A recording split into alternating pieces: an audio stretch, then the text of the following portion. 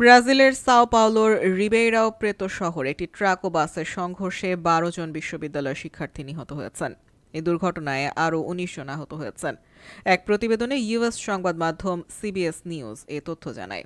প্রতিবেদনে বলা হয়, স্থানীয় সময় বৃহস্পতিবার ২০ ফেব্রুয়ারি এই দুর্ঘটনা ঘটে। দুর্ঘটনায় জড়িত বাসটি ফ্রাঙ্কা বিশ্ববিদ্যালয়ের শিক্ষার্থীদের বহন করছিল। দমকল বাহিনী সোশ্যাল মিডিয়ায় জানিয়েছে তারা দুর্ঘটনাস্থল থেকে ৩১ জনকে উদ্ধার করেছে। এর মধ্যে ১২ জনের মৃত্যু হয়েছে।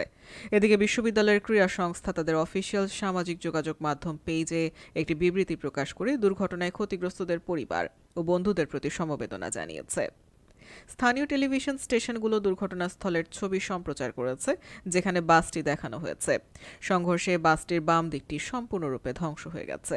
এদিকে রাজ্যটির governor Tarcisio de Freitas Sao Paulo রাজ্যে ৩ দিনের সরকারি শোক ঘোষণা করেছেন, যেখানে দুর্ঘটনাটি ঘটেছে। দেশটির পরিবহন মন্ত্রণালয়ের তথ্য অনুযায়ী ২০২৪ সালে ব্রাজিলের সড়ক দুর্ঘটনায় ১০,০০০-এর বেশি মানুষ মারা গেছেন।